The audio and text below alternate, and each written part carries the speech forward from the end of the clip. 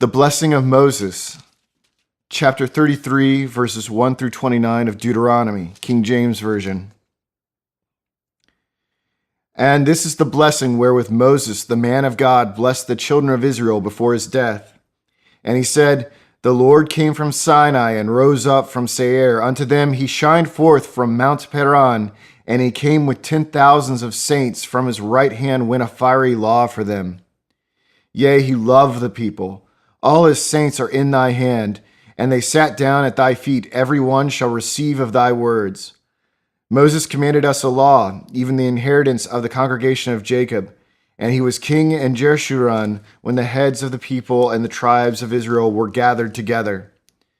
Let Reuben live and not die, and let not his men be few. And this is the blessing of Judah. And he said, Hear, Lord, the voice of Judah, and bring him unto his people. Let his hands be sufficient for him, and be thou an help to him from his enemies. And of Levi he said, Let thy Thummim and thy Urim be with the Holy One, whom thou didst prove at Massa, and with whom thou didst strive at the waters of Meribah.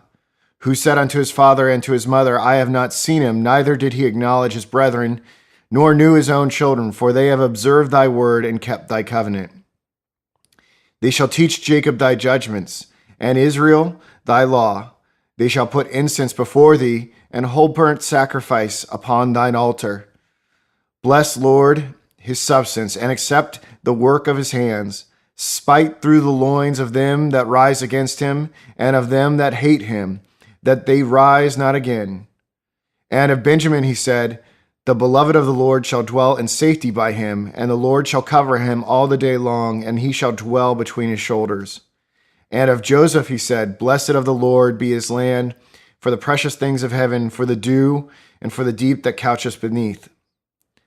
And for the precious fruits brought forth by the sun, and for the precious things put forth by the moon, and for the chief things of the ancient mountains, and for the precious things of the lasting hills, and for the precious things of earth and fullness thereof, and for the good will of him that dwelt in the bush.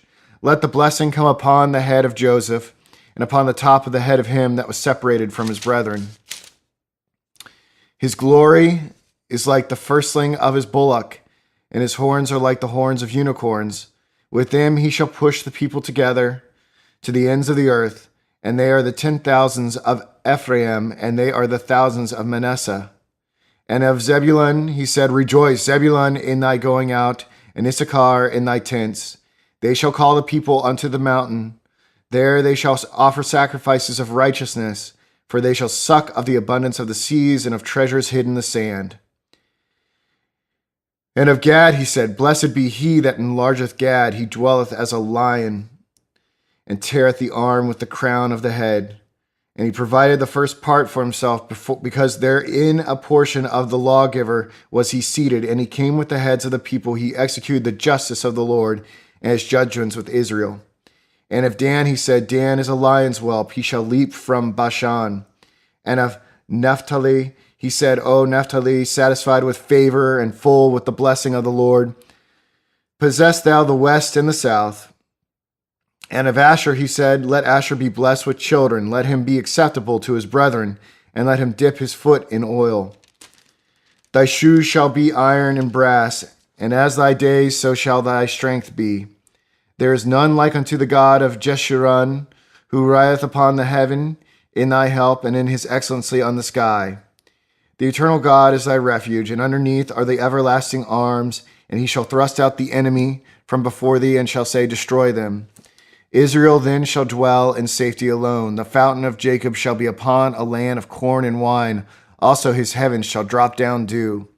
Happy art thou, O Israel, who is like unto thee, O people saved by the Lord, the shield of thy help, and who is the sword of thy excellency.